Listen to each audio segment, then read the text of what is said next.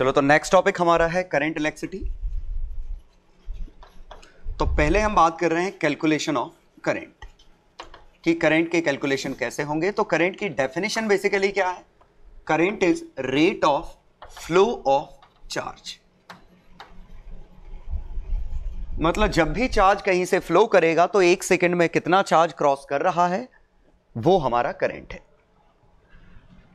और चार्ज का flow definition से समझिएगा कि जैसे मान लीजिए ये हमारा वायर है और करंट ऐसे जा रहा है, मतलब charge left to right flow कर रहा है। ऐसे फ्लो कर रहा है तो चार्ज हमारा क्लॉकवाइज फ्लो कर रहा है, करंट क्लॉकवाइज है। ठीक है, तो इसको समझने के लिए सीधे हम क्वेश्चन से ही बात करते हैं, सो दैट आपको फ्लो में थोड़ी फील आ जाए। जैसे चार्ज फ्लोइंग या current flowing through a wire varies with time as I is equal to 4t square plus 2t minus 1 plus 1 ampere. Fine. Charge flown in t equal to 0 to t equal to 2 और average current for this duration. तो बहुत ही आसान था। यहां मैं कुछ खास physics के पॉइंट ऑफ व्यू से क्वेश्चन नहीं बनाया है, सीधे करंट क्या है, चार्ज का फ्लो है। तो करंट ये है तो dq बाई dt हमें गिवन है 4t square plus 2t plus 1। तो dq इज इक्वल टू इसका integration 4t cube by 3 plus t square plus t, limit 0 से q, लिमिट 0 से 2। ठीक है, 32 by 3 plus 4 plus 2 6, 50 by 3 coulomb, ऐसा यूनिट है। और average current, once again average current क्या है? टोटल चार्ज फ्लोन, टोटल कितना फ्लो किया अपॉन टोटल टाइम टेकन। तो वहां टप्पा था, टोटल कितना फ्लो किया 50 बाय 3, टाइम टेकन क्या है 2 माइनस 0, तो ये 50 बाय 6 एम्पियर ये एवरेज करंट है। और चूंकि आप पहली बार नहीं देख रहे हैं, average current I1 plus I2 bye 2 नहीं होगा, बिल्कुल होता अगर करंट का एक्सप्रेशन लीनियर होता। तो किसी भी फंक्शन का एवरेज ये निकलता है फॉर x2 से x1, और ये average f of x1 plus f of x2 by 2 के बराबर होता है अगर फंक्शन लीनियर हो, अदरवाइज इंटीग्रेशन से निकलेगा। चूंकि लीनियर नहीं था इसीलिए इनिशियल और फाइनल का एवरेज लेने पे कुछ और आएगा, एक्चुअल आंसर कुछ और है।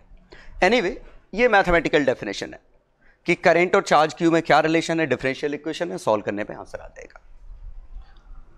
हम जरा इस फ्लो वाले कॉन्सेप्ट को थोड़ा और समझते हैं कि चार्ज का फ्लो होना का मीनिंग क्या है। चलो, तो flow of charge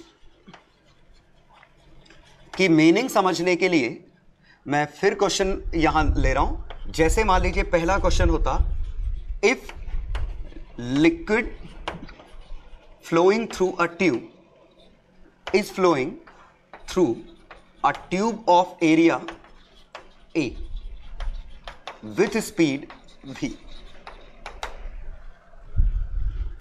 and it carries n electrons per meter cube, find current flowing। जैसे ये इंटरेस्टिंग क्वेश्चन कि एक लिक्विड किसी ट्यूब में फ्लो कर रहा है, लिक्विड ऐसा फ्लो कर रहा है और कितनी स्पीड से? v से। एरिया कितना है? a, स्पीड v है, carries n electrons per metre cube, मतलब इसके पूरे वॉल्यूम में चार्ज भी है, हर एक मीटर क्यूब में n इलेक्ट्रॉन बैठे हैं, करंट कितना आएगा ये पूछा है। तो बड़ा ही स्ट्रेट फॉरवर्ड समझने की कोशिश करिए कि करंट का मीनिंग क्या है।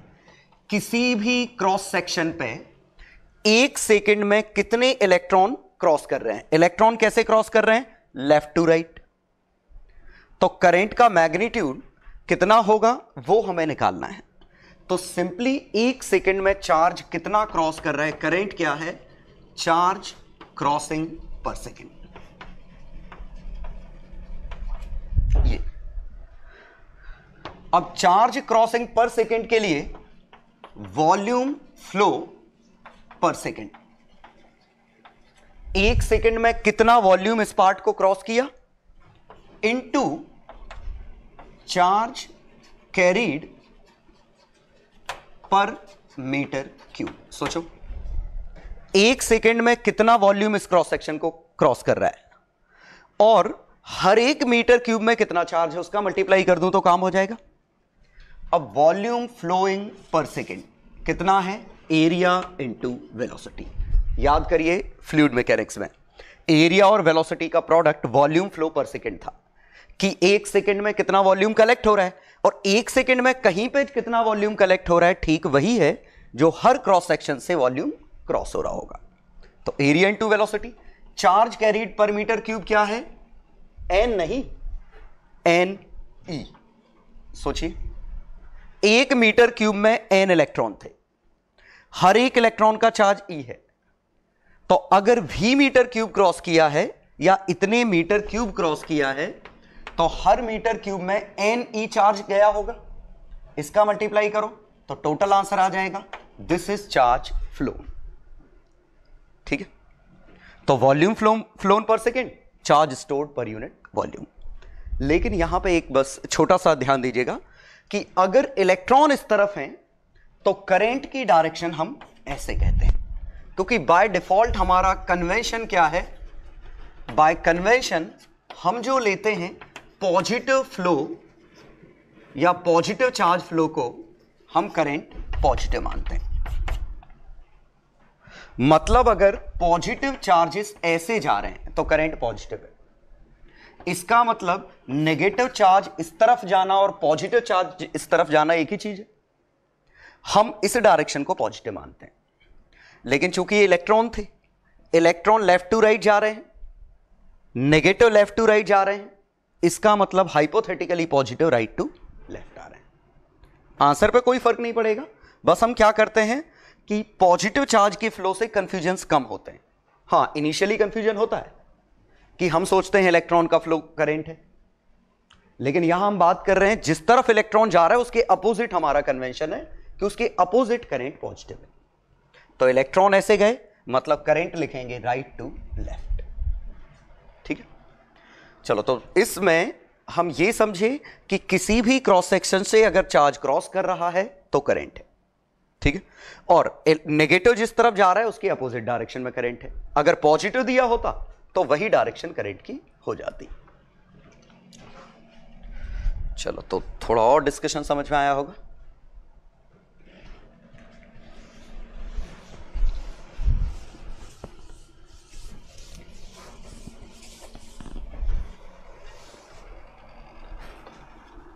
एग्जाम्पल 3,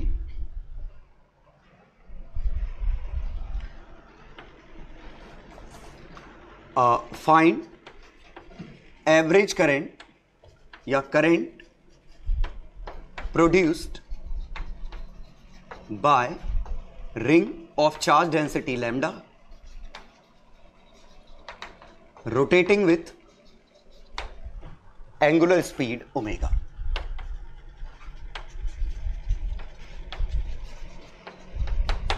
रेडियस आर, अंडरस्टूड है।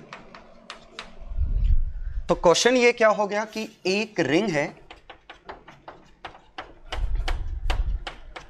ये ऐसे घूम रही है ओमेगा से, चार्ज डेंसिटी है लैम्डा। तो चूंकि ये मूविंग चार्ज है, मूविंग चार्ज होगा मतलब करंट होगा। अच्छी बात है, पॉजिटिव चार्ज है तो जिस तरफ जा रहा है उसी तरफ करंट है।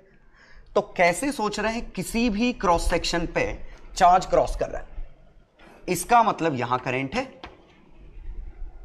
और ये इक्विवेलेंट करंट कैसे डिफाइन करेंगे, तो सिंपली करंट क्या है, चार्ज क्रॉसिंग पर सेकेंड, यही तो लिखना है।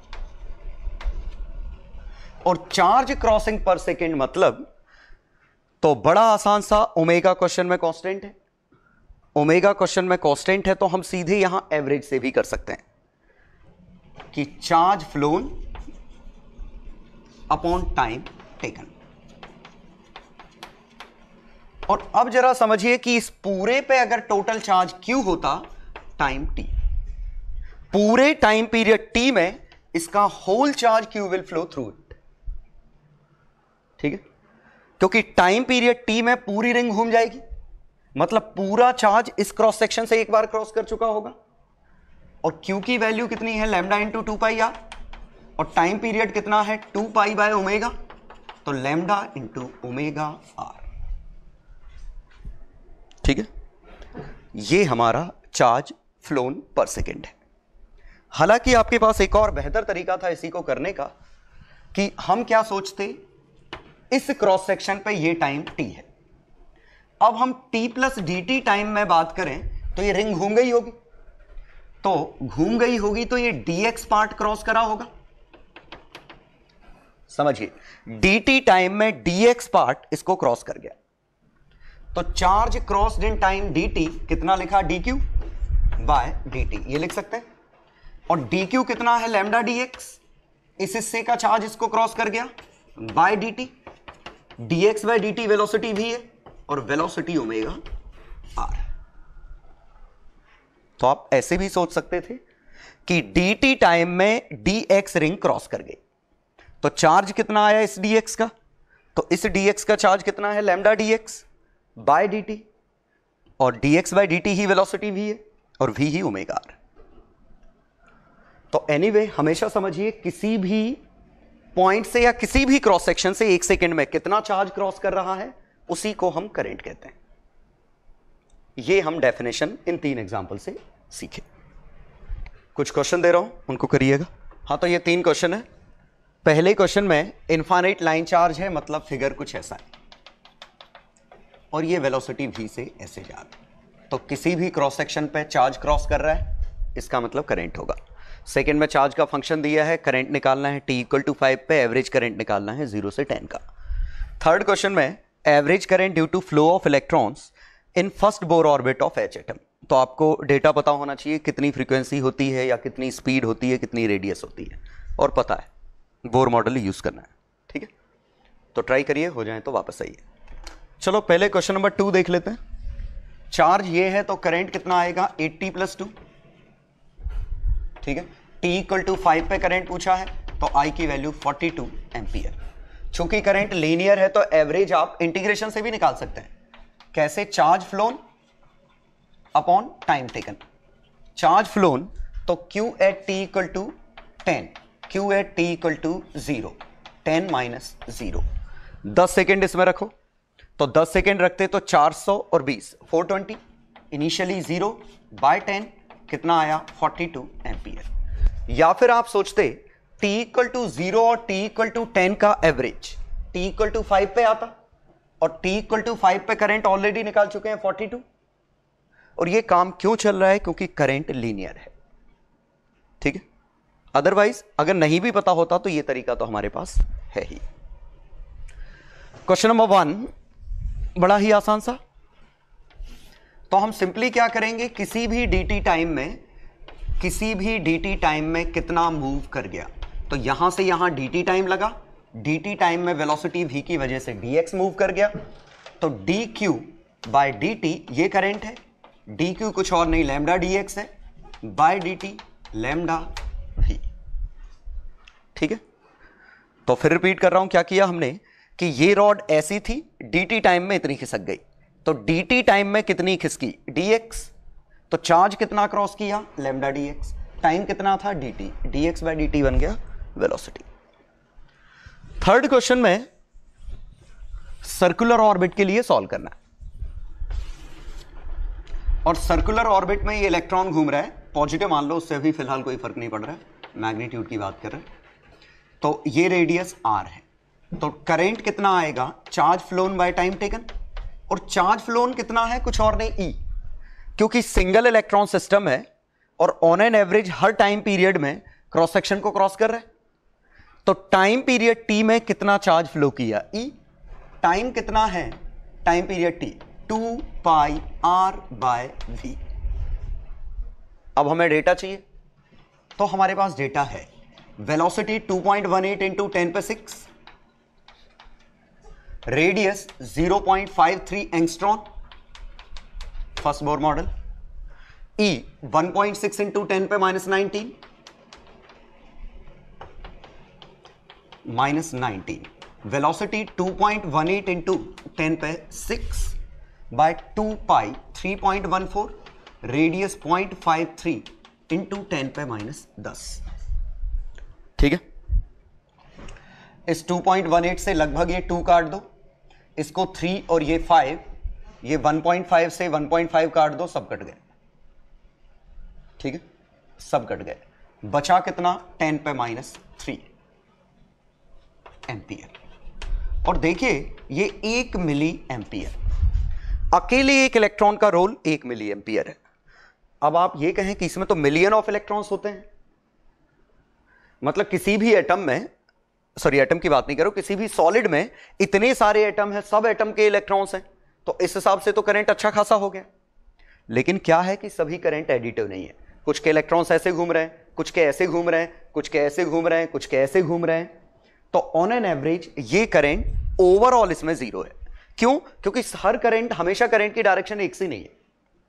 ठीक है, तो भले ही 1 मिली एम्पियर ठीक ठाक करंट आया, लेकिन इतने सारे इलेक्ट्रॉन्स हैं और सब में रैंडमनेस है, तो ऑन एन एवरेज करंट 0 होता है।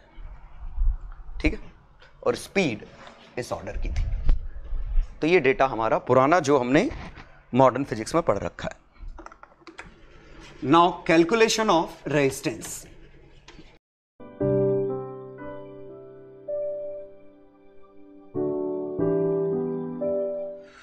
मैकेनिज्म ऑफ करंट फ्लो को समझने के लिए हम कुछ सिमुलेशन की मदद लेंगे समझने के लिए। जैसे ये सिमुलेशन आपको दिख रहा है, एक पाइप के अंदर एयर पार्टिकल है, और मेरे ख्याल से फील कर पा रहे हो कि एयर पार्टिकल रैंडम मूव कर रहे हैं, हर डायरेक्शन में रैंडमली मूव कर रहे हैं। ठीक है, तो इवन जो चारों तरफ हमारे एयर है वो भी रैंडमली मूव करती, और इतनी रैंडम है कि चारों तरफ से हमसे टकरा रही हो, नेट फोर्स कट जा रहा है। ठीक है, तो अभी नेट फोर्स कट रहा है, लेकिन अगर मैं इसी में एयर को ब्लो कर दूं, देखिए जो ही मैंने ब्लो पे क्लिक किया, air left to right blow करने लग गई, और अब देखिए एवरेज वेलोसिटी 0 नहीं है। ये बच्ची फूंक रही है, लग नहीं रहा है लेकिन फूंक रही है। देखो ये इसने ब्लो किया, और ब्लो करने पे पूरे के पूरे मॉलिक्यूल ड्रिफ्ट करने लग गए। ठीक यही होता है जब हम फैन ऑन करते हैं। फैन ऑन करते हैं तो एक तरीके से ये पंखा ऑन हो गया, तो सभी पार्टिकल के पास एक एडिशनल वेलोसिटी आ गई। रैंडम वाली तो है, ऐसा नहीं है कि सभी पार्टिकल स्ट्रेट लाइन में जा रहे हैं, रैंडम जा रहे हैं, लेकिन एक वेलोसिटी और आ गई है, जिसे हम ड्रिफ्ट वेलोसिटी कहते हैं। ठीक यही करंट इलेक्ट्रिसिटी में होता है, तो रफली ऐसा ही सिमुलेशन आपको दिखेगा करंट इलेक्ट्रिसिटी में।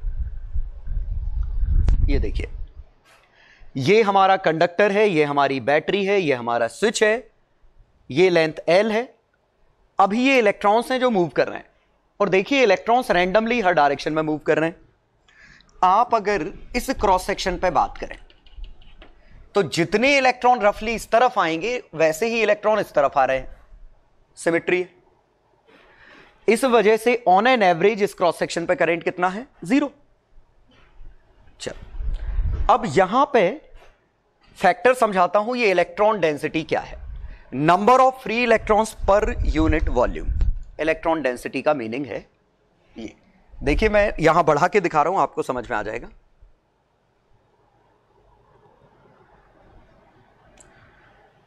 तो देखिए यहां पे ढेर सारे इलेक्ट्रॉन ऑक्सीलेट कर रहे हैं, मतलब वाइब्रेट कर रहे हैं, और सभी रैंडम डायरेक्शन में, किसी पर्टिकुलर डायरेक्शन में कोई करंट नहीं है।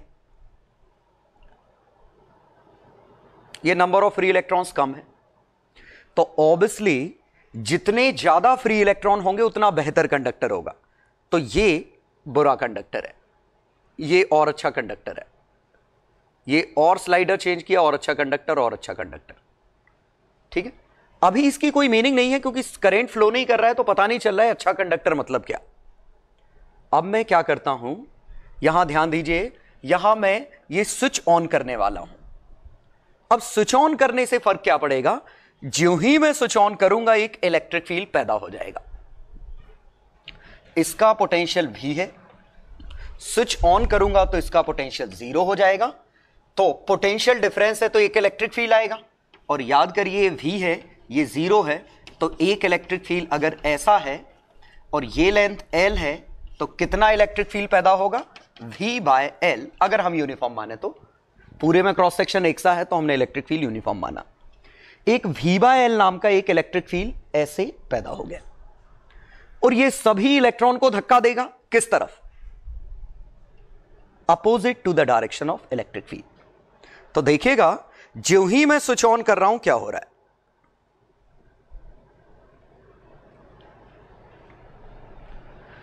पहले तो समझिए इलेक्ट्रिक फील्ड ऐसा है और इलेक्ट्रॉन्स ड्रिफ्ट उल्टे कर रहे हैं, और दूसरा ड्रिफ्ट कर रहे हैं ठीक वैसा ही मानो यहां से हमने फूंक दिया हो। और ये फूंकने का काम कौन कर रहा है? फूंकने के लिए एनर्जी कौन दे रहा है? ये एक तरीके से ब्लो करने के लिए एनर्जी दे रहा है। और अब हर क्रॉस सेक्शन पे लेफ्ट टू राइट ही क्रॉस कर रहा है। क्लियर? और ये करंट दिख रहा है।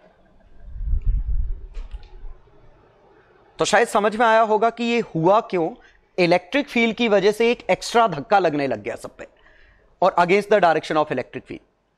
तो इलेक्ट्रॉन्स ऐसे फ्लो कर रहे हैं और इलेक्ट्रॉन्स ऐसे फ्लो कर रहे हैं, लेकिन करंट जो हम लिखते वो करंट इस तरफ लिखते, कन्वेंशनल करंट, पॉजिटिव डायरेक्शन का फ्लो। ठीक है? एक्सप्रेशन हम निकालेंगे, उसके पहले डिपेंडेंसी समझते हैं कि किस किस पे डिपेंड करेगा। अब मैं क्या कर रहा हूं कि इस वोल्टेज को बदलता हूं, देखते हैं अंतर क्या आता है। सबसे आसान चीज यही करके देख लेते हैं। ये मैंने वोल्टेज कम किया, तो देखिए स्लो वोल्टेज पे नंबर ऑफ इलेक्ट्रॉन्स उतने ही है। इस पूरे हिस्से में इलेक्ट्रॉन्स कितने हैं उस पर फर्क नहीं पड़ रहा है। देखें, लग रहा है कि थोड़े स्लाइटली ज्यादा हो गए, लेकिन वो स्पीड की वजह से लग रहा है। नंबर ऑफ इलेक्ट्रॉन्स तो उतने ही है, क्योंकि इलेक्ट्रॉन डेंसिटी नहीं बदली है, वॉल्यूम भी नहीं बदला है। लेकिन अब देखिए इलेक्ट्रॉन स्लो हो गए, और स्लो हो गए तो स्लो क्रॉस करेंगे, तो एक सेकेंड में इसको क्रॉस करने वाले इलेक्ट्रॉन्स कम है। और अगर मैंने पोटेंशियल बढ़ाया तो यहां देखिए इलेक्ट्रिक फील्ड ताकतवर हो रहा है। ताकतवर हो रहा है मतलब धक्का लग रहा है तेज, और ताकतवर हो गया और धक्का लगा, और ताकतवर हुआ और धक्का लगा।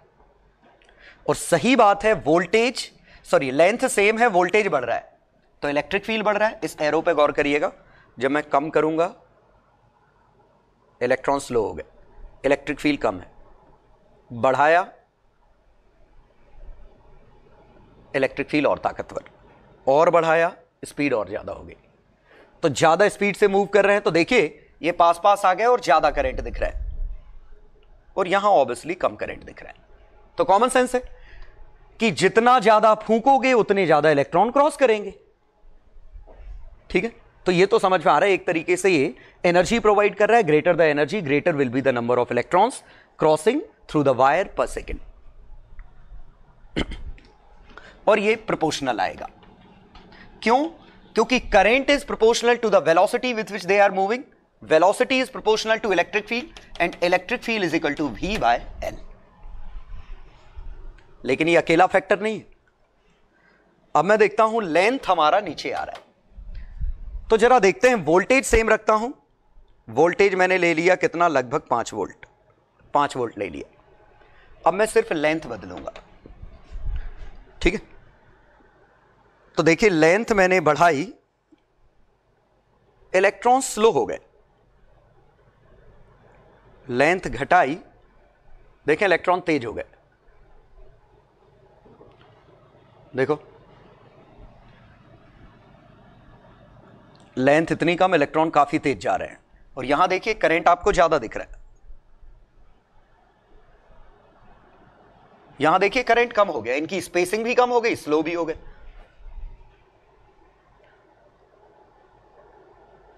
और स्लो,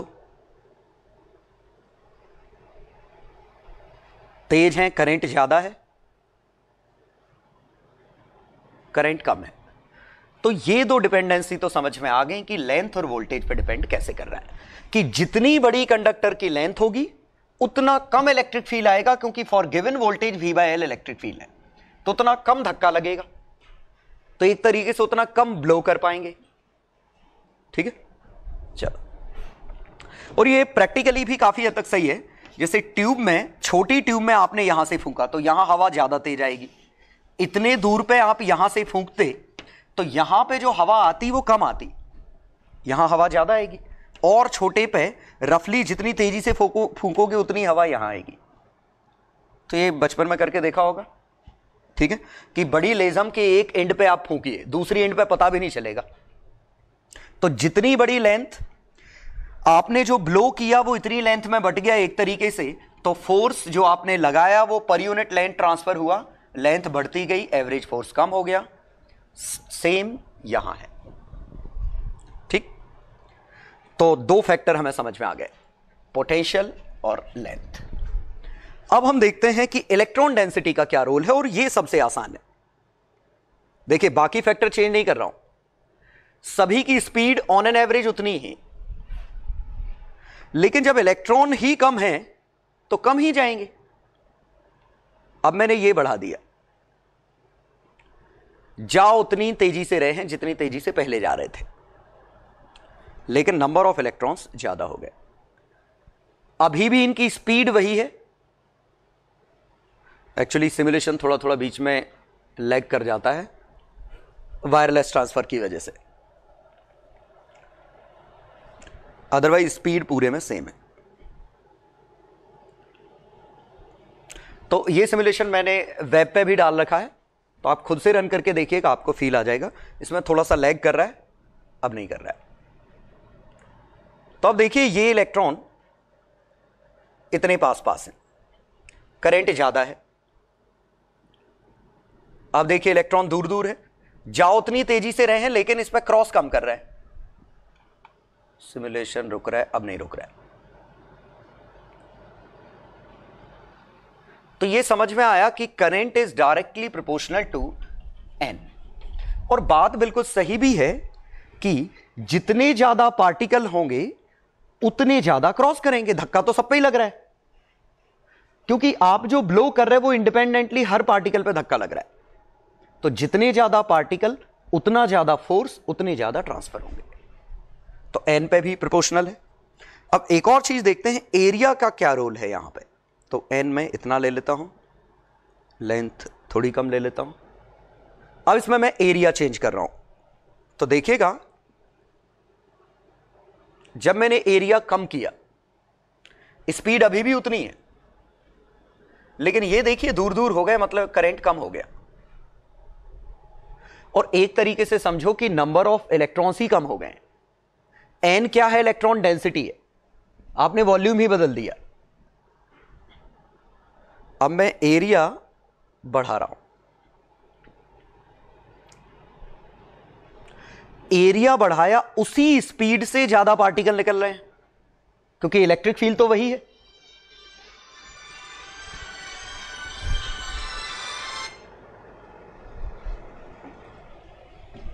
तो देखिएगा उसी स्पीड से ज्यादा पार्टिकल निकल रहे हैं। और अगर मैंने एरिया कम कर दिया, ये इतना था, तो ये है। मैं इसको कैसे फील करता हूं, ये फिगर, और अगर मैंने एरिया डबल कर दिया होता तो यही का यही पूरा फिगर इधर भी बन जाता। मतलब जितने इलेक्ट्रॉन्स यहां है वही के वही इलेक्ट्रॉन यहां आते, और ये भी जा रहे हैं और ये भी जा रहे हैं, दो रास्ते आ गए, दोनों रास्ते से करंट गया तो करंट डबल हो गया। तो देखिए मैं एरिया इसका डबल करके दिखा रहा हूं यहां। अब आप इमेजिन करिए कि बीच में वो लाइन थी, तो देखिए इस लाइन के इंडिपेंडेंटली जा रहे हैं, इसके इंडिपेंडेंटली जा रहे हैं, तो आपका एरिया डबल हुआ तो करंट डबल हो गया। तो current is directly proportional to area. ठीक है,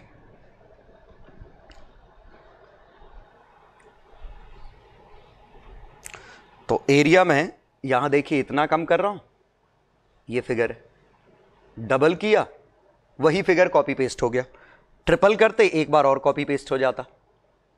तो देखिए जो फिगर ये है वही ये है, वही ये है, तो 3 बार करंट गया।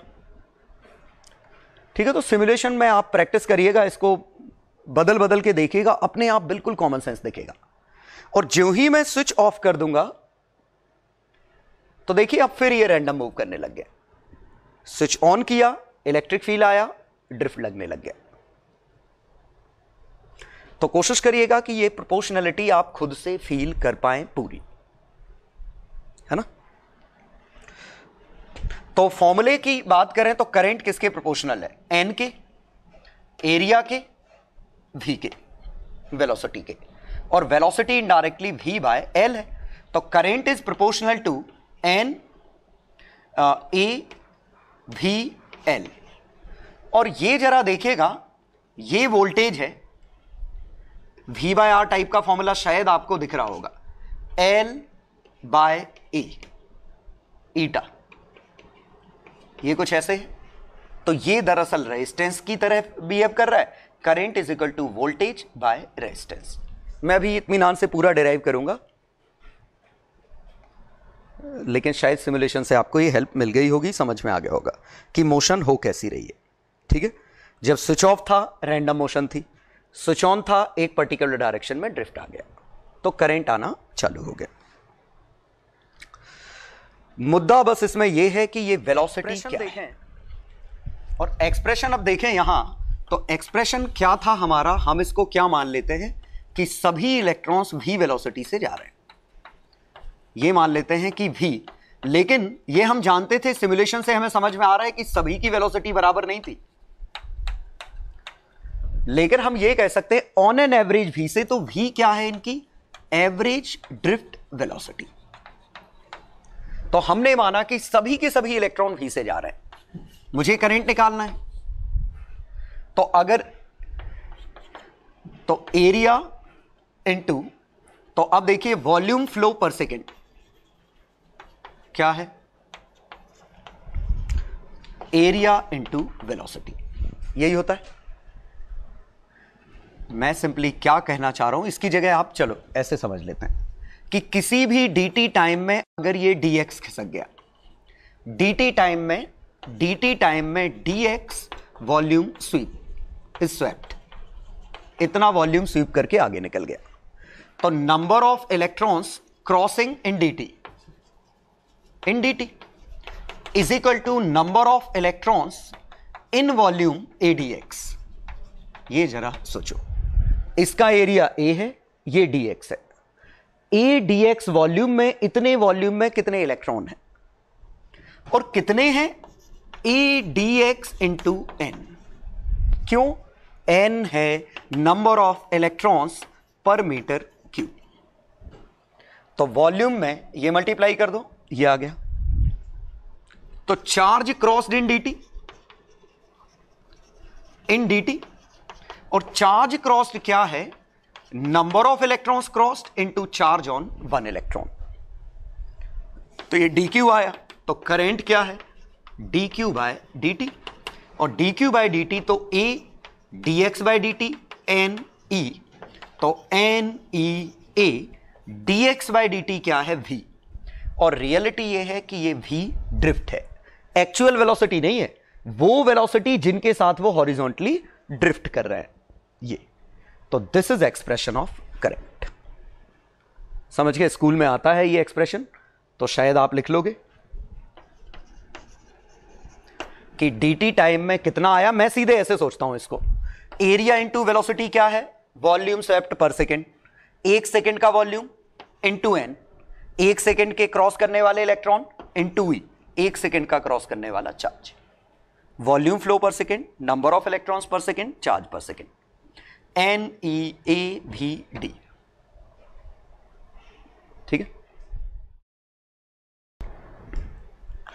अब बस सेकेंड पार्ट है कि ये ड्रिफ्ट वेलोसिटी कैसे निकालें। अब देखिए कैलकुलेशन ऑफ ड्रिफ्ट वेलोसिटी, ये दरअसल थोड़ा सा ट्रिकी पार्ट है। क्यों? क्योंकि ये जो हमने सिमुलेशन बात की, ये सिमुलेशन पूरी तरह से सही नहीं है। क्योंकि हमारे सिमुलेशन में क्या हो रहा है, जरा सिमुलेशन में देखिए, ये इलेक्ट्रॉन्स आपस में नहीं टकरा रहे, और इवन यहां कोई बीच में पॉजिटिव नहीं है जिनसे कोलिजन होता। प्रैक्टिकली तो इन पॉजिटिव से भी कोलिजन होता। तो ये सिमुलेशन एक्चुअली एयर पार्टिकल्स के लिए, इलेक्ट्रॉन्स के लिए पूरी तरह से ये सिमुलेशन सही नहीं है। ठीक है, रफली सेम होता है फील करने के लिए, लेकिन अब हमें इनका असर देखना पड़ेगा कि इन पॉजिटिव चार्जेस का असर क्या आएगा।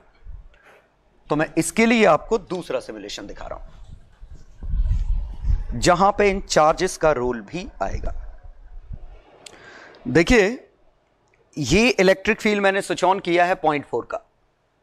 इलेक्ट्रिक फील्ड में मोशन कुछ अजीब सी ऐसी हो रही है किसी भी क्रॉस सेक्शन पे। उम्मीद करता हूं सिमुलेशन ठीक ठाक चलता रहे स्पीड के साथ। अब देखिए, इलेक्ट्रॉन्स देखने से लग ही नहीं रहा है कि कहीं वो लेफ्ट टू राइट ड्रिफ्ट कर भी रहे हैं, लेकिन एक इलेक्ट्रिक फील्ड मौजूद है 0.4 का। वो देखिए सभी को हल्की हल्की सी स्पीड आगे की तरफ दे रहा है। हाँ, तो देखिए ये सिमुलेशन है जहां पे एक ड्रिफ्ट तो है, देखिए इलेक्ट्रिक फील्ड मौजूद है, एक ड्रिफ्ट है इलेक्ट्रॉन्स के पास, लेकिन उनके पास रैंडम मोशन भी है। अब ड्रिफ्ट की वजह से मोशन कैसी हो रही है देखिए, क्या सभी के सभी राइट जा रहे हैं? नहीं, लेकिन सभी के सभी राइट ड्रिफ्ट कर रहे हैं, ये सही है। जैसे इसको देखें तो ये कैसा गया, ऐसा गया, अब ये इधर टकराया, इधर गया, फिर ये इधर गया, इधर गया। तो ये इस तरीके से देखिए सबकी बड़ी रैंडम मोशन है। ठीक है, अब चूंकि सबकी रैंडम मोशन है तो एक खास बात और बहुत ही इंपॉर्टेंट नोट करिए कि इलेक्ट्रिक फील्ड है तो सभी पे एक फोर्स है, तो सभी पे एक एक्सीलरेशन है E/m का। इसका मतलब इलेक्ट्रॉन यहां से यहां थ्रू आउट एक्सीलरेट करना चाहिए, लेकिन करता अगर कॉलिजन नहीं होते। लेकिन दिक्कत क्या हुई कि इलेक्ट्रिक फील्ड मौजूद है, लेकिन हर कॉलिजन के साथ वो फिर से वेलोसिटी रैंडम हो जा रही है। देखो, ये इतनी देर के लिए एक्सीलरेट किया, फिर टकरा गया, फिर एक्सीलरेट किया, फिर टकरा गया, फिर एक्सीलरेट किया, फिर टकरा गया।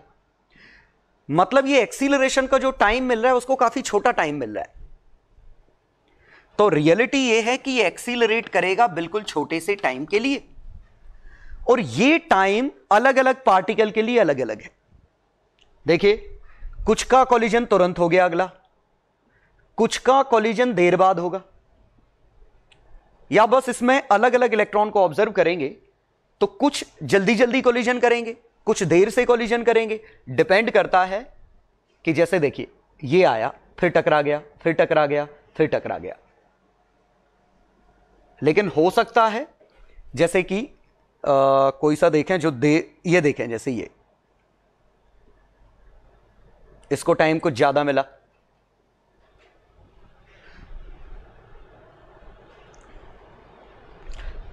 तो ये रैंडमनेस है। लेकिन ये तय है कि सभी के सभी इलेक्ट्रॉन इस तरफ एक्सीलरेट करेंगे, लेकिन कंटिन्यूअसली नहीं, छोटे छोटे टाइम के लिए। और डेल्टा टी क्या है? Time between two successive collisions. ये सोचो, दो लगातार कॉलिजन के बीच में ही एक्सीलरेट कर रहा है, फिर नए सिरे से एक्सीलरेट कर रहा है, फिर नए सिरे से एक्सीलरेट करेगा, up to so on. Once again मैं प्रोजेक्टर पर रन कर रहा हूं तो ये थोड़ा सा सिमुलेशन कभी तेज कभी स्लो हो जा रहा है वायरलेस ट्रांसमिशन की वजह से। ठीक है, लेकिन ये सिमुलेशन की भी लिंक मैं आपको दूंगा, तो ये सिमुलेशन भी आपको प्ले करके देखना है और आराम से इत्मीनान से समझिएगा जो मैं अगला एक्सप्लेन करने वाला हूं बोर्ड पे। ठीक है, तो बस ये दो चीजें हमने देख ली, अब मैं इसको एक्सप्लेन करने वाला हूं। चलो, तो मैकेनिज्म ऑफ करंट फ्लो में कैलकुलेशन ऑफ ड्रिफ्ट वेलोसिटी और समझ लेते हैं। तो अब हमने देखा कि इलेक्ट्रॉन्स की मोशन तो ऐसी ऐसी कुछ हो रही थी रैंडम। शायद एक बात समझ में आ गई होगी कि इलेक्ट्रिक फील्ड इधर है इसीलिए ड्रिफ्ट इधर है। अगर इलेक्ट्रिक फील्ड नहीं होता तो इसकी मोशन कुछ ऐसी होती और ये घूम फिर के वापस ऑन एन एवरेज वेलोसिटी इसकी जीरो आएगी, यहां इसकी एवरेज वेलोसिटी नॉन जीरो। ठीक है, अब हम क्या बात कर रहे हैं कि एक इलेक्ट्रॉन तो है नहीं, ऐसे हजारों इलेक्ट्रॉन हैं, सभी रैंडमली मूव कर रहे हैं। तो इस क्रॉस सेक्शन पे जाने वाले इलेक्ट्रॉन्स सभी के पास वेलोसिटी है, और उन सभी वेलोसिटी का एवरेज जो लेंगे वो आएगा v1 vector plus v2 vector plus v3 vector up to V N vector by N, यही आएगा एवरेज। अब इन एवरेज में दो चीजों के कंट्रीब्यूशन है, एक रैंडम वाला जो आड़ा टेढ़ा जा रहा था उसका कंट्रीब्यूशन कट जाएगा क्योंकि लाखों करोड़ों इलेक्ट्रॉन हैं और कोई इधर, वो कंट्रीब्यूशन कट गया। बचा किसका? जो इलेक्ट्रिक फील्ड की वजह से आया। लेकिन इलेक्ट्रिक फील्ड की वजह से जो आया वो एक को टाइम t1 मिला एक्सीलरेट करने का, एक को t2 मिला, एक को t3 मिला, एक को tn मिला। अलग अलग पार्टिकल को दो कॉलिजन के बीच में टाइम अलग अलग मिल रहा है। तो ऑन एन एवरेज जो टाइम मिला, इसके बाद का स्टेप ये है E बाय m टॉ, और इस टॉ को मैं नाम दूं एवरेज रिलैक्सेशन टाइम या average time interval between two successive collision. और दो कॉलिजन के बीच में कितना टाइम मिलेगा ये किस किस पे डिपेंड करेगा? ऑब्वियसली पैकिंग कि पॉजिटिव आयंस कितने दूर दूर है, ऑब्वियसली इस पे डिपेंड करेगा कि इलेक्ट्रॉन की एक्चुअल स्पीड क्या है, रैंडमनेस क्या है। तो it depends on material and temperature और शायद समझ गए होंगे टेम्परेचर बढ़ाने पे रिलैक्सेशन टाइम कम होगा, क्योंकि जितना ज्यादा टेम्परेचर उतनी ज्यादा रैंडम स्पीड, उतने जल्दी जल्दी कॉलिजन, उतना कम टाइम मिलेगा। तो greater the temperature, greater will be the number of collisions per second, lesser will be the time allowed between two successive collisions। तो ये हमारी ड्रिफ्ट वेलोसिटी का एक्सप्रेशन है। तो रिपीट कर रहा हूं क्या हुआ? पहला, रैंडम वाली वेलोसिटी का असर नहीं आएगा क्योंकि रैंडम चारों डायरेक्शन में, चारों तरफ है, मतलब लेफ्ट राइट अप डाउन, ठीक है, जहां भी है। रैंडम वाला पार्ट हर डायरेक्शन में है। इसका मतलब जो एवरेज लेने पे आएगा वो इलेक्ट्रिक फील्ड का ही रोल आएगा। लेकिन इलेक्ट्रिक फील्ड को कितनी देर का मौका मिला एक्सीलरेट कराने के लिए, वो खुद सबके लिए अलग अलग है। तो एवरेज लिया, ये आया। और ये चीज एक तरह से कांस्टेंट है, ठीक है, क्योंकि ये चीज टेम्परेचर के साथ ही बदलेगी और तो कुछ है नहीं। तो ये ऑब्वियसली मटेरियल की प्रॉपर्टी है। तो ये हमारी ड्रिफ्ट वेलोसिटी आई। तो अब हम एक्सप्रेशन फॉर करंट देखें। तो करंट का एक्सप्रेशन हमारा था NEAVD, और इसी को लिखूं NEA। VD क्या था? E/m टॉ। इसी को देखूं तो NE² tau by m area into electric field. NE² tau by m area और इलेक्ट्रिक फील्ड को वोल्टेज बाय लेंथ लिख सकते हैं। और इसी को देखें तो मैं इसको इधर ले जाऊं तो V equal to I times m/NE² tau L/E। और क्यों ना इसको मैं रेजिस्टेंस नाम दे दूं। तो रेजिस्टेंस कितना आया? m/NE² tau L/E। और ये कुछ और नहीं, रेजिस्टिविटी रो है, और फॉर्मूला बना ρL/E। रेजिस्टिविटी क्यों? इसमें क्या क्या यूज हुआ? Mass of electron universal constant, E universal constant, N और tau. N number of electrons conductor की प्रॉपर्टी है, रिलैक्सेशन टाइम कंडक्टर की प्रॉपर्टी है। तो rho is property of material. क्यों? N and tau are properties of materials. तो ये हमारा एक्सप्रेशन आया, ठीक है। ये मुश्किल पार्ट था, मतलब क्या होता है, ये ढंग से समझ में भी नहीं आता और याद भी नहीं होता। हालांकि ये याद नहीं करना है, लेकिन मैं आपको रिकमेंड करूंगा कि एक बार आप पूरा जितना डिस्कशन है, खासकर calculation of expression of current, NEAVD कहां से आया, VD कहां से आया, इसमें रैंडम का रोल क्यों नहीं लिया, टॉ क्यों आया, T1 T2 का एवरेज क्यों लेना पड़ा, इत्मीनान से समझिएगा, सिमुलेशन के साथ खेलिएगा और ये फॉर्मूला फील करने की कोशिश करिएगा। खुद से डिराइव कर लोगे तो हमेशा याद रहेगा, एक्चुअली याद तो रहता ही नहीं है। तो आपको डिराइव ही करना पड़ेगा, ठीक है। तो ये हमारा ड्रिफ्ट वेलोसिटी और करंट का एक्सप्रेशन है। तो एक्चुअली करंट हमारा ये आया, और अगर हमने ये एक्सप्रेशन निकाल लिया तो अब इसके बाद रेजिस्टेंस की डिपेंडेंसी L बाई मास पे डिपेंड कर रहा है। किस पे डिपेंड कर रहा है? ये मास ऑफ इलेक्ट्रॉन है वैसे। तो resistance is proportional to L by, ये कॉमन सेंस हो गया। ओम्स लॉ हम प्रूव कर चुके हैं, ठीक है। तो हमारे पास ओम्स लॉ का भी प्रूफ आ गया, ठीक है। और इसी में ड्रिफ्ट वेलोसिटी का एक्सप्रेशन हमने देखा E बाय m टॉ, और drift velocity is parallel to electric field. बेहतर है मैं कहूं anti parallel to electric field. दरअसल कहा जाए तो एक नेगेटिव टर्म आना चाहिए, ठीक है। वो नेगेटिव हम क्यों नहीं लगाते? क्योंकि हम ऐसा मान लेते हैं कि हम पॉजिटिव चार्जेस की ड्रिफ्ट की बात कर रहे हैं, जो हाइपोथेटिकल करंट है। एक्चुअली इलेक्ट्रिक फील्ड जैसे हमने इधर लगाया, इधर लगाया, इलेक्ट्रॉन्स ड्रिफ्ट ऐसे कर रहे हैं, लेकिन करंट हम इस तरफ लिखेंगे। तो हमने मान लिया हाइपोथेटिकली पॉजिटिव चार्ज जो हैं वो इलेक्ट्रिक फील्ड के पैरेलल जा रहे हैं, ठीक है। तो जनरली हम पॉजिटिव नेगेटिव लगाएंगे नहीं, जैसे इसमें भी हमने नेगेटिव नहीं लगाया, हमने सीधे लिख दिया ये। तो अंडरस्टूड है, मैग्नीट्यूड है, डायरेक्शन फ्लो हम अपने हिसाब से देख लेंगे। इसी से रेजिस्टिविटी मिल गई, रो कितना आया? m upon N E square टॉ।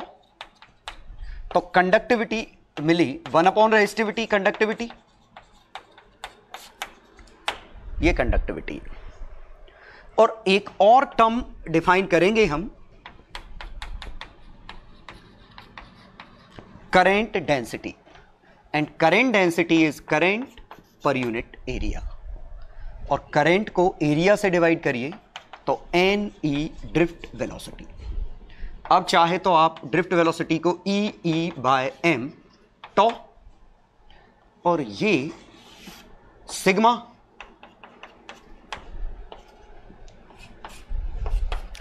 ये current density vector. Current density की डायरेक्शन क्या है? वही जो ड्रिफ्ट वेलोसिटी की डायरेक्शन है। ध्यान दीजिए, मैं करंट डेंसिटी को वेक्टर ले रहा हूं, क्यों? क्योंकि करंट क्या आया? करंट डेंसिटी इनटू एरिया, इनका डॉट, और तभी स्केलर बनेगा। तो ये वेक्टर है, ये वेक्टर है, डॉट लेने पे स्केलर, या ये इलेक्ट्रिक फील्ड के पैरेलल आया इसीलिए। चलो, तो एक्सप्रेशंस जो हमने निकाले वो फिर से थोड़ा सा रिकॉल कर लेते हैं। पहला एक्सप्रेशन आया N E A V D. ये लॉजिकली कैसे फील करना है मैं बता चुका हूं, लेकिन अब हमें ड्रिफ्ट वेलोसिटी चाहिए।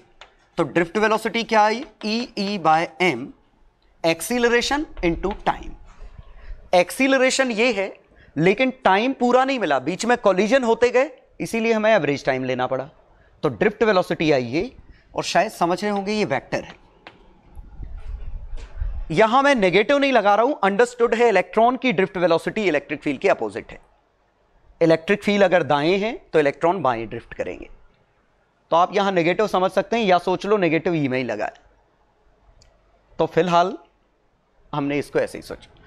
अब हमें इलेक्ट्रिक फील्ड की वैल्यू लिखनी है, और इलेक्ट्रिक फील्ड कुछ और नहीं V बाय L है।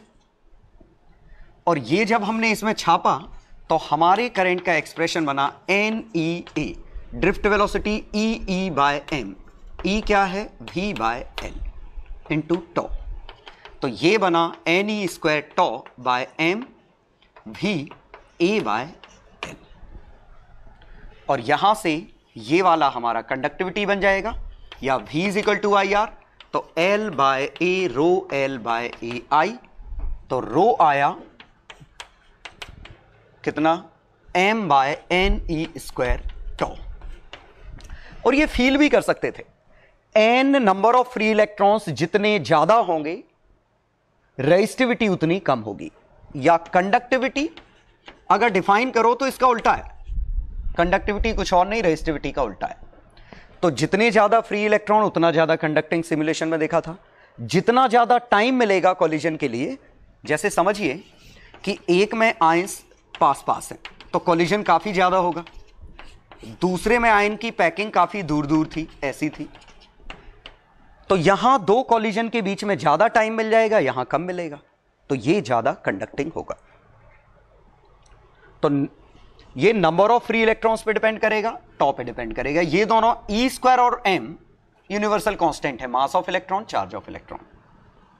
ठीक है। तीसरा मैं डिफाइन कर रहा हूं यहां कंडक्टर जे। जे होता है करेंट पर unit area. J is called current density. Current पर यूनिट एरिया। और रियलिटी यह है कि हम करेंट डेंसिटी को वेक्टर मानते हैं ऐसे। तो जे डॉट ए, दो वेक्टर का डॉट करने पे स्केलर आया। अब ये जे आएगा कितना, तो एरिया से डिवाइड करो। तो जे कितना आया, ये मिटा देता हूं, एरिया से डिवाइड करो तो एन ई वी डी। तो वी डी एक वेक्टर है, ये वेक्टर है, और वी डी को ई बाय एम टॉ।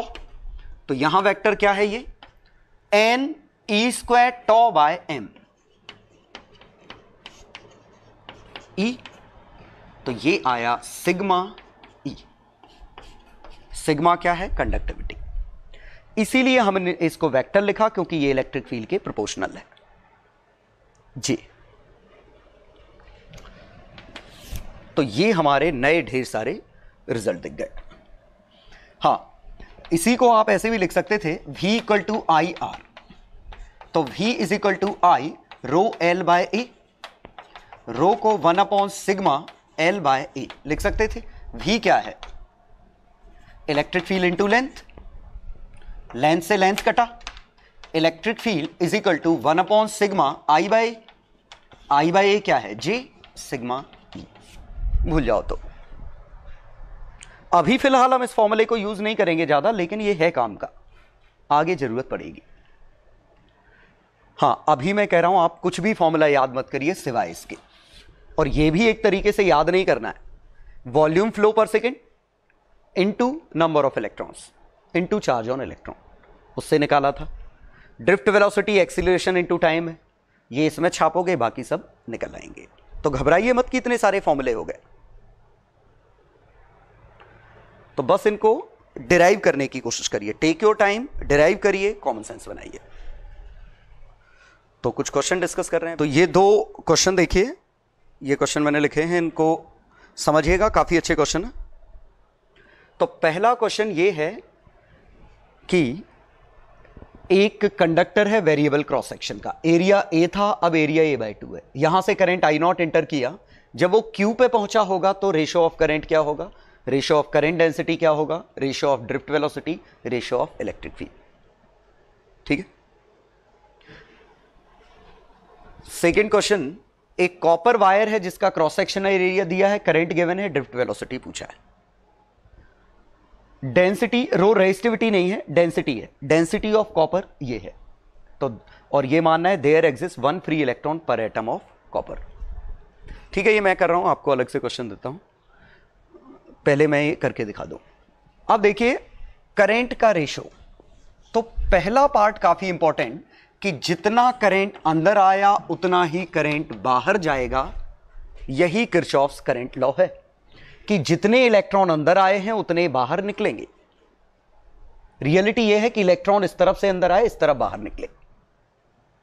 तो मान लो हाइपोथेटिकल पॉजिटिव चार्ज अंदर आया, बाहर निकला, तो हर वो जो इलेक्ट्रॉन अंदर आया है बाहर निकला होगा, यही कंजर्वेशन ऑफ चार्ज है, किरचॉफ्स लॉ। तो करंट का रेशो तो बिल्कुल सेम है, आई नॉट। लेकिन करंट डेंसिटी का रेशो पूछा है, तो Jp, इस पे current density I by A है, Q पे current density I by A by 2। Area आधा, रेडियस 1/√2 हो गई होगी शायद, तो ऐसे। तो करंट डेंसिटी Q की ज्यादा है, और कितनी, 2 गुनी। और बात सही है, उतना ही चार्ज आधे एरिया में निकलेगा तो डेंसिटी डबल हो जाएगी। मतलब मैं ऐसे कह रहा हूं, मान लो यहां से आपने इतनी लाइन बनाई है, उतनी ही लाइन यहां से निकलनी है लेकिन कम जगह में, तो ऑब्वियसली डेंसिटी हाई हो जाएगी। ठीक है। और एरिया का जो रेशियो है, इनवर्स रेशियो आता, तो डेंसिटी हो गई डबल। अब हमें ड्रिफ्ट वेलोसिटी निकालनी है, तो ड्रिफ्ट वेलोसिटी के लिए formula I is equal to NEAVD। n same है, पूरे में मटेरियल सेम, तो number of free electrons per volume same, E universal constant है, तो एरिया और वेलोसिटी का प्रोडक्ट करंट है, करंट भी सेम है, तो drift velocity is directly proportional to 1 upon area. और बात बिल्कुल सही है, ये इक्वेशन ऑफ कंटिन्यूटी ही तो है, A1 V1 equal to A2 V2। Area कम करोगे तो वेलोसिटी ज्यादा होगी, क्यों? जितना अंदर आया उतना बाहर निकला। एरिया कम करोगे ज्यादा स्पीड से निकलेगा, तो A1 V1 और A2 V2 हर हाल में बराबर थे। तो तीसरे में आप ड्रिफ्ट वेलोसिटी, तो V at P V at Q का रेशियो लिखते तो I अपॉन NAE और I अपॉन NAE ये आता। ये करंट सेम है, N सेम है, E सेम है, तो एरिया का इनवर्स रेशियो आ गया, मतलब वंस अगेन इट इज 1:2। चौथा पूछा है इलेक्ट्रिक फील्ड। अब ड्रिफ्ट वेलोसिटी क्या थी? E बाय m टॉ। टॉ सेम मटेरियल की प्रॉपर्टी, ये सेम, तो जो ड्रिफ्ट वेलोसिटी का रेशियो है वही इलेक्ट्रिक फील्ड का रेशियो। तो ये महाटप्पा पहला पार्ट हो गया। ठीक है, मैं सीधे ऐसे समझने की कोशिश करिएगा कि हमने वॉल्यूम कम कर दिया तो दुगनी स्पीड से निकलेगा, तभी जाके जितना अंदर आया है उतना बाहर जा पाएगा, और लाइंस भी पास पास आ गई, डेंसिटी ज्यादा हो गई, तो इसीलिए 1:2, ये 1:2। और अगर स्पीड डबल है तो इलेक्ट्रिक फील्ड डबल होगा, तभी तो स्पीड डबल आई है। तो कैसे भी है, जस्टिफाई करिए। Second part, if a copper wire of cross section area 3 mm square. अब करंट का फॉर्मूला होता है NEAVD। एरिया हमें पता है 3 mm स्क्वायर, करंट हमें पता है 5 एम्पियर, E हमें पता है 1.6 इंटू 10⁻⁹। ये निकालना है, मतलब मुझे N चाहिए। अब N है क्या? Number of free electrons per metre cube. 1 metre cube में कितने इलेक्ट्रॉन हैं? और इन्होंने क्या कहा? There exist 1 free electron per atom of copper.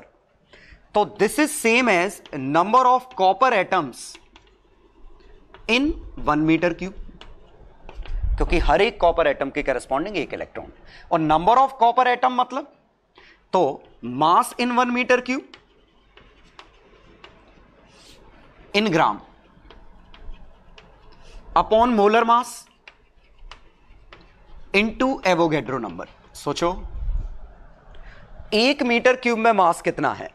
8930 kilogram. 0 into 10⁻³ ग्राम।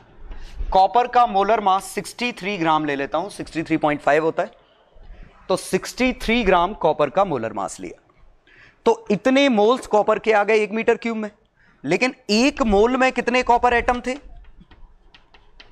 10⁻23, तो ग्राम से ग्राम कट गया। ठीक है, तो मैं क्या कर रहा हूं, ये 63 से ये दोनों रफली काट देता हूं। ठीक है, और यहां मैं कुछ कम कर देता हूं, लेट इट बी 8700। 63 से 63 काटा तो 870 इंटू 10⁻26। ये वाला पार्ट रफली ये आ गया। और यहां से हमें ड्रिफ्ट वेलोसिटी चाहिए, तो drift velocity 5 upon E 1.6 into 10⁻⁹। ठीक है, एरिया 3 इंटू 10⁻⁶ इंटू कितना है N कितना निकाला हमने? 870 इंटू 10⁻26। अब जरा देखें, 19 और 6 25, 26 10 बचा, ये 16, तो 5/16 48 इंटू 870। मैं बस ऑर्डर बताना चाह रहा हूं कि ऑर्डर किस ऑर्डर का है।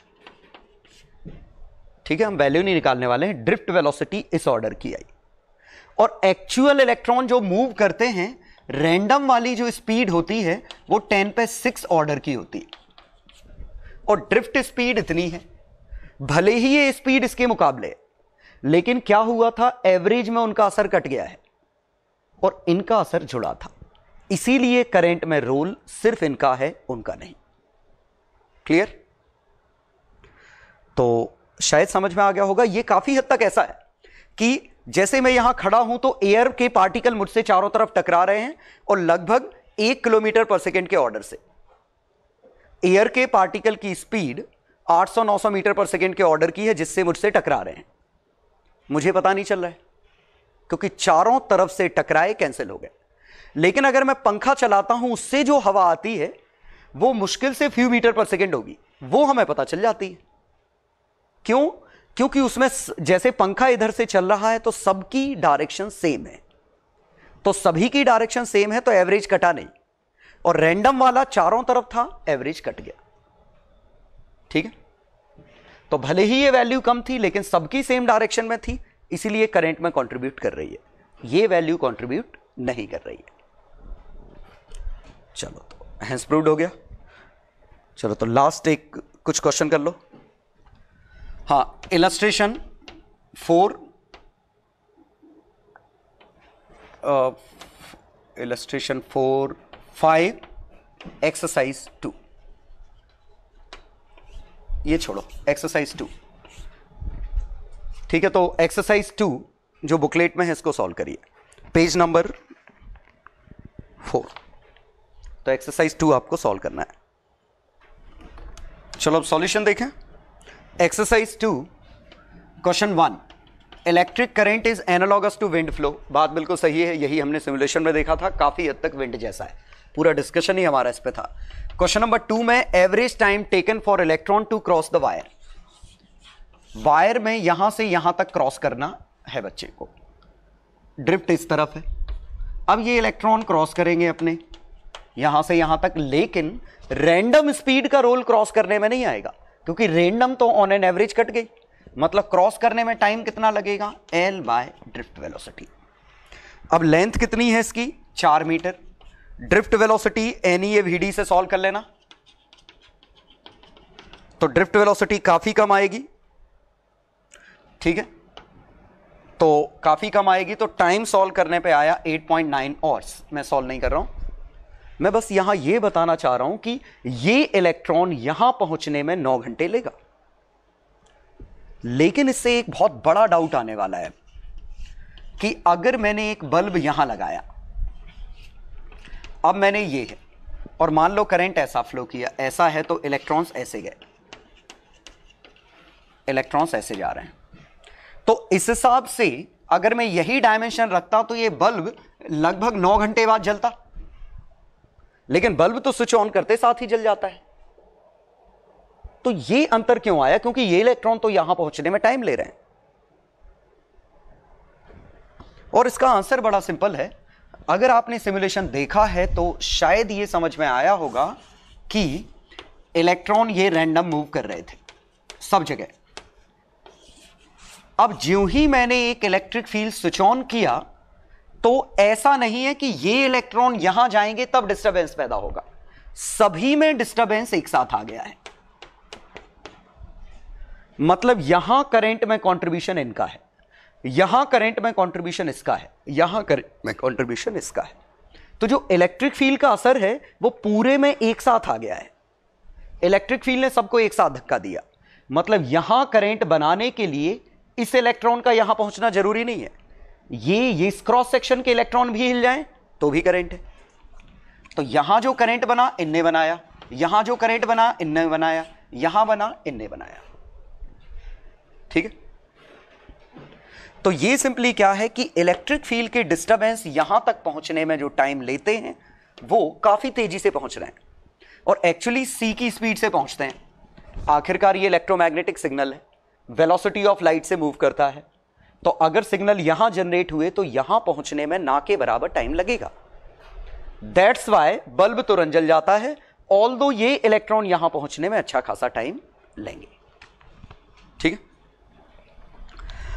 ये आपको फील करने के लिए बड़ा इंटरेस्टिंग एग्जांपल दे रहा हूं मैं। मान लीजिए मैंने यहां सेंट छिड़का, ठीक है, तो क्लासरूम के दरवाजे तक ये डोर है, ये हमारा दरवाजा है। मैंने सेंट यहां छिड़का तो यहां से यहां तक आने में टाइम लगता है, तुरंत ये सेंट यहां तक खुशबू नहीं आएगी इसकी, क्योंकि असली में ये पार्टिकल जब यहां पहुंचेंगे तब खुशबू आएगी। लेकिन अगर मैंने यहां हाई प्रेशर किया तो यहां प्रेशर तुरंत ट्रांसफर हो जाता है। अगर आपके घर में किसी रूम में 2 गेट हैं, तो आप एक गेट को एट अ सडन खोलते हैं तो दूसरे गेट पे आवाज आ जाती है। अगर रूम में 2 गेट हैं तो आप एक गेट को सडन खोलोगे या बंद करोगे तो दूसरे गेट पे ये डिस्टरबेंस समझ में आता है।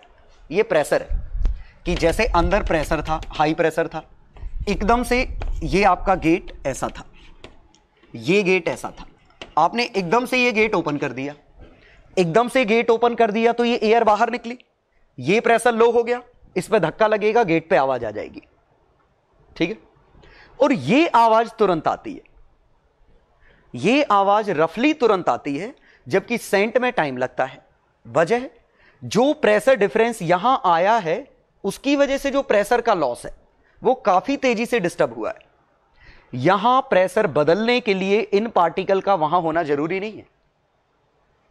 तो जैसे प्रेशर का असर तुरंत ट्रांसफर हो गया, सेंट के असर जाने में टाइम लगा क्योंकि उन पार्टिकल को मूव करना था।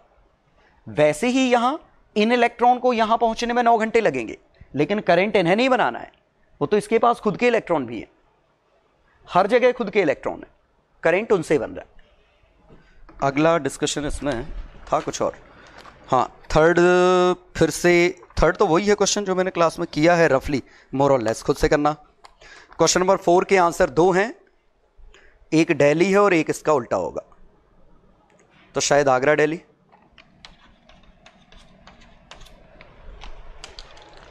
ठीक, चलो, तो अब आपको ये प्रॉपर डीसीटी सॉल्व करनी है पूरी, इसका डिस्कशन अगली क्लास में होगा। चलो, बाकी सब ठीक है। Next, temperature dependence of resistance, temperature dependence of resistance. अब देखिए, टेम्परेचर बढ़ाने पे दरअसल रेजिस्टिविटी बढ़ती है फॉर कंडक्टर्स। जितना ज्यादा टेम्परेचर होगा, इलेक्ट्रॉन्स में रैंडमनेस उतनी ज्यादा होगी। समझिए, टेम्परेचर ज्यादा, रैंडमनेस ज्यादा, कोलिजन्स फ्रीक्वेंसी ज्यादा, तो रिलैक्सेशन टाइम कम, टॉर्क कम, तो ड्रिफ्ट वेलोसिटी क्या है, E/m टॉर्क, ये भी कम हो गई, क्योंकि जितने जल्दी जल्दी कोलिजन होंगे उतना कम टाइम मिलेगा एक्सीलरेट करने के लिए, और जितना कम टाइम एक्सीलरेट करने के लिए मिलेगा ड्रिफ्ट वेलोसिटी उतनी कम होगी। और करंट का फॉर्मूला क्या था, NeAVD। मैं मान रहा हूं एरिया में टेम्परेचर की वजह से कोई चेंज नहीं, थर्मल एक्सपांशन इग्नोर मार रहे हैं। Number of free electrons already हमारे पास बहुत हैं, दिक्कत थी ड्रिफ्ट वेलोसिटी की, और ड्रिफ्ट वेलोसिटी कॉलिजन फ्रीक्वेंसी बढ़ने की वजह से रिलैक्सेशन टाइम कम हो गया, तो ड्रिफ्ट वेलोसिटी कम हो गई। ठीक है, तो शायद ये समझ में आ गया होगा कि जितने ज्यादा कॉलिजन होंगे उतनी कम स्पीड आप ले पाओगे। तो कंडक्टर्स के लिए रेजिस्टिविटी टेम्परेचर बढ़ाने के साथ बढ़ती है। ठीक है, और जनरली जो टेम्परेचर के साथ ग्राफ होता है इसका, रेजिस्टिविटी का या रेजिस्टेंस का प्रोपोर्शनल ही, वो कुछ ऐसा होता है। ठीक है, इस तरह का, मतलब स्मॉल चेंज के लिए ये लीनियर है फॉर स्मॉल टेम्परेचर चेंज। बेहतर है मैं डिग्री सेल्सियस के साथ बनाऊं, क्योंकि 0 डिग्री पे कुछ रेजिस्टेंस होगा। ये टेम्परेचर 0 डिग्री सेल्सियस, तो ग्राफ ऐसा बना। आगे एक्सटेंड करेंगे तो कभी ना कभी रेजिस्टिविटी 0 होगी, और सही बात है, ये वही है जब सुपर कंडक्टिविटी अचीव कर लेगा। टेम्परेचर गिराने पे देखिए, आप अगर टेम्परेचर गिरा दिए तो कोलिजन्स फ्रीक्वेंसी काफी कम हो गई, तो रिलैक्सेशन टाइम बढ़ गया, तो करंट बढ़ जाएगा और रेजिस्टेंस कम हो जाएगा। और ऐसा होता है कि टेम्परेचर कम करते करते एक ऐसा टेम्परेचर आता है जिस पे ये अपनी रेजिस्टिविटी ऑलमोस्ट जीरो कर लेता है, जिसे सुपर कंडक्टिविटी कहते हैं। ठीक है, तो फिलहाल इतना समझिए कि इसका ग्राफ लीनियर है स्मॉल चेंज के लिए। ऑब्वियसली हमेशा लीनियर नहीं होता, तो दरअसल ये होता है R equal to R naught 1 plus alpha theta beta theta square up to so on, होगा ऐसा। थीटा क्या है? Temperature change. Theta temperature change है एक्चुअली डेल्टा टी, और ये स्मॉल डेल्टा टी के लिए अगर डेल्टा टी स्मॉल है तो ये वाला पार्ट निग्लेक्ट कर देते हैं, तो ऑलमोस्ट लीनियर वेरिएशन दिखता है अल्फा थीटा, थीटा को डेल्टा टी लिख दूं, तो रेजिस्टेंस टेम्परेचर के साथ लीनियरली वेरी करता है, जैसे लेंथ लीनियरली वेरी करती है थर्मल एक्सपांशन में। और this is called coefficient of resistivity, thermal coefficient of resistivity. ठीक है, और ये डायरेक्ट मैं इसलिए लिख पा रहा हूं क्योंकि रो की value rho naught 1 plus alpha delta T है, रेजिस्टेंस है रो एल बाई, तो रेजिस्टेंस की वैल्यू, रो की वैल्यू छापो alpha delta T L by A, इसको लिखो rho naught L by A को ये लिख सकते हैं, ये रेजिस्टेंस है। तो स्मॉल टेम्परेचर चेंज के लिए हम लीनियर वेरिएशन मान सकते हैं। तो बस हमारा फॉर्मूला क्या आया, और ये अल्फा वेरी स्मॉल होता है, मतलब ओवरऑल ये अल्फा डेल्टा टी काफी छोटा आता है 1 से। ठीक है, मतलब एग्जांपल आप ऐसे समझिए कि if alpha is equal to 3 into 10 पे -5, ठीक है, पर degree Celsius, find resistance at 40 degree Celsius if resistance at 10 degree Celsius is 20 ohm. तो 10 डिग्री सेल्सियस पे 20 ओम था, तो R is equal to R naught 1 plus alpha delta T. R naught कितना है? 20, 1 प्लस अल्फा कितना है? 3 इंटू 10 पे -5। Temperature change कितना किया? 40 माइनस 10, 30, ये R। और अब जरा ये वैल्यू देखिए, 3 और 3 9, 1 प्लस 9 इंटू 10 पे -5, काफी कम है, ऑलमोस्ट 20 ओम है। ठीक है, तो प्रैक्टिकली क्या अल्फा छोटा होता है तो रेजिस्टेंस में चेंज उतना बड़ा नहीं होता। हां, कुछ कुछ के अल्फा काफी ज्यादा होते हैं, कुछ कुछ के अल्फा लार्ज होते हैं। लार्ज मतलब ऐसे 0.2 इस ऑर्डर का, 0.2 इंटू 10 पे -1 -2 ऐसे। और अगर अल्फा लार्ज है मतलब रेजिस्टेंस में फ्लक्चुएशन ज्यादा आएगा टेम्परेचर के साथ, मतलब resistance fluctuates more with temperature. और दरअसल हम इनकी इसी प्रॉपर्टी का यूज कर लेते हैं काय में? Thermal sensor, heat sensor. Heat sensor दरअसल वो डिवाइसेस हैं, ऐसा रेजिस्टेंस जो टेम्परेचर के साथ अच्छा खासा बदल रहा हो, तो टेम्परेचर को डिटेक्ट करना आसान होगा क्योंकि करंट बदल जाएगा। तो जैसे मान लीजिए कहीं क्या पीसी में, कंप्यूटर में कंप्यूटर जब गर्म होता है तो अपने आप कट ऑफ हो जाता है।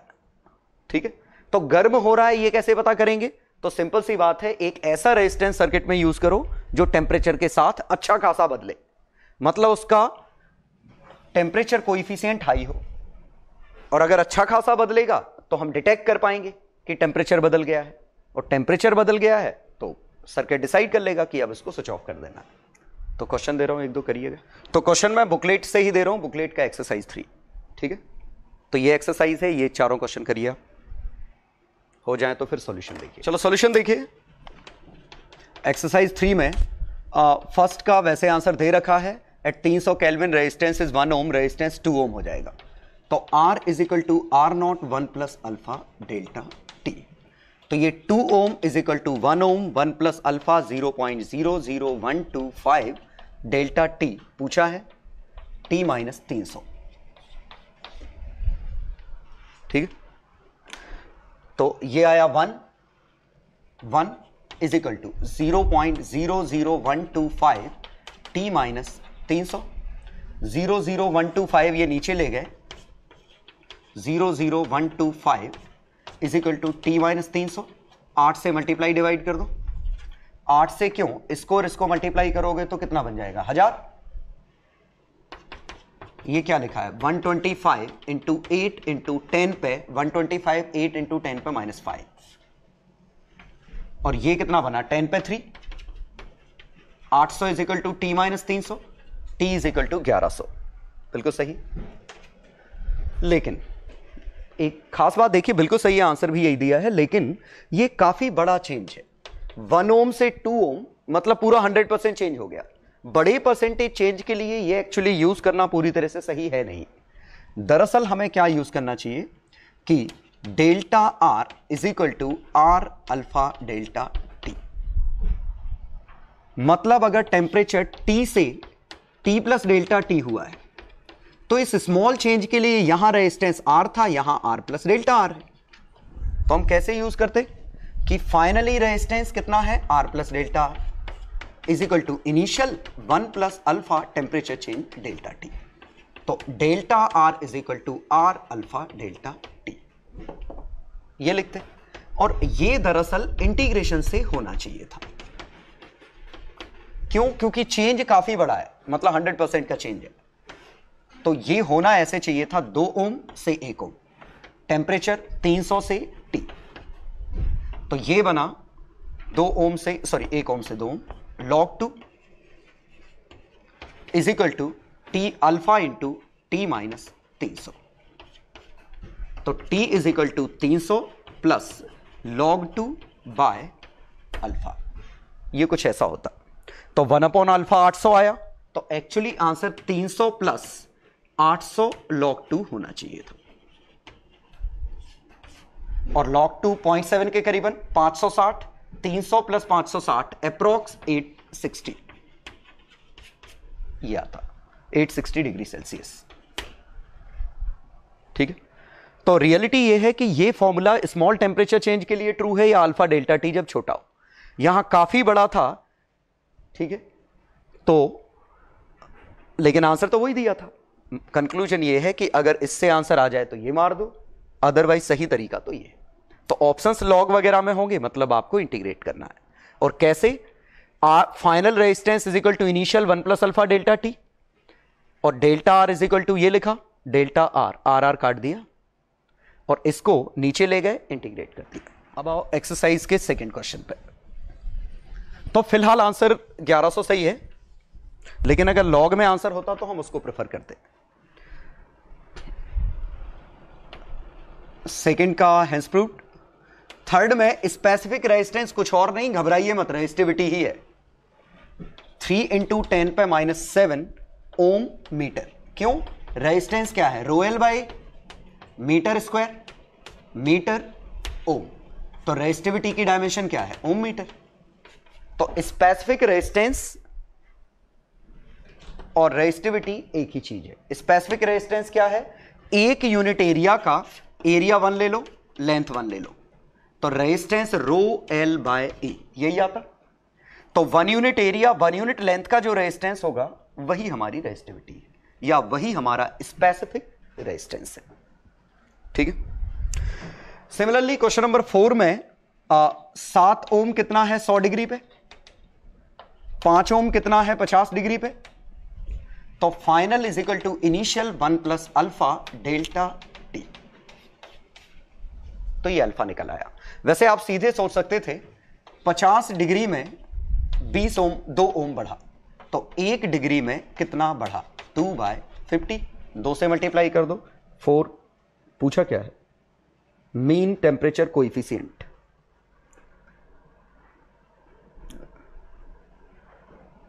हाँ, तो 5 ओम 50 डिग्री, 7 ओम, ये सही है।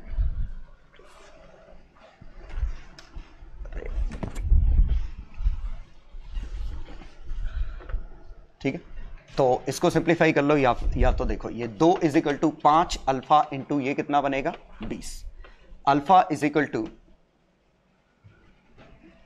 5 अल्फा इंटू, ओके सॉरी मैंने डेटा गलत लिया है इसीलिए वो कंट्राडिक्शन हो रहा है, सॉरी। हाँ 7 is equal to 5 1 plus alpha into 100 minus 50। तो 7 is equal to 5 plus 5 into alpha into 50, 2 is equal to 250 alpha, alpha is equal to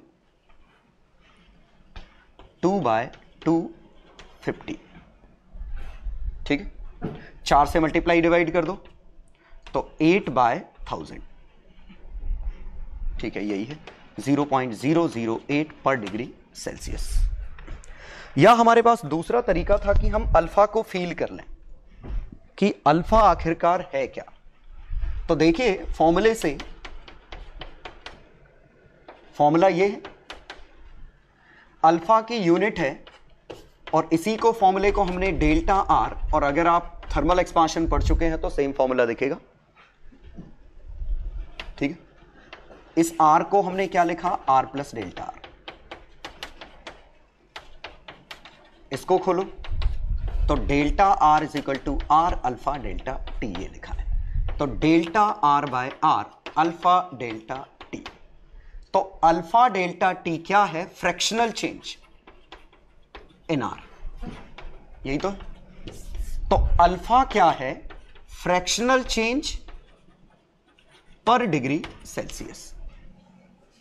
ये अल्फा डेल्टा टी है फ्रैक्शनल चेंज इन आर, और delta T अगर नीचे ले गया तो fractional change पर डिग्री सेल्सियस। ये हमारा अल्फा है। तो फ्रैक्शनल चेंज पर डिग्री सेल्सियस, तो चेंज कितना हुआ, 5 ओम से 7 ओम हो गया। तो चेंज कितना हुआ, 2 ओम का। तो 5 ओम पे 2 ओम का चेंज, तो फ्रैक्शनल चेंज कितना है, 2/5, 50 डिग्री पे।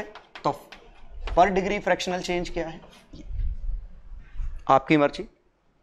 या तो आप फॉर्मूला यूज करिए, मैं पर्सनली रिकमेंड करूंगा कि ये फॉर्मूला यूज करिए। ये याद रखिए कि change in resistance is equal to R alpha delta T. तो फाइनली रेजिस्टेंस लिखना है तो आर प्लस डेल्टा आर लिखते, आर डेल्टा आर लिखते, R alpha delta T, R 1 plus alpha delta T. अगर थर्मल एक्सपांशन नहीं पढ़ा है तो इसमें दिक्कत आएगी आपको। ठीक है, तो फिलहाल थर्मल एक्सपांशन नहीं पढ़ा तो एज अ फॉर्मूला इसको ट्रीट करिए। थर्मल एक्सपांशन में हम लॉजिकली इन सबको करेंगे। सिर्फ इतना ध्यान रखिएगा कि टेम्परेचर बढ़ाने के साथ रेजिस्टेंस बढ़ता है क्योंकि कोलिजन फ्रीक्वेंसी बढ़ जाती है, रिलैक्सेशन टाइम कम होता है, ड्रिफ्ट वेलोसिटी गिर जाती है। तो नेक्स्ट क्लास में मिलते हैं।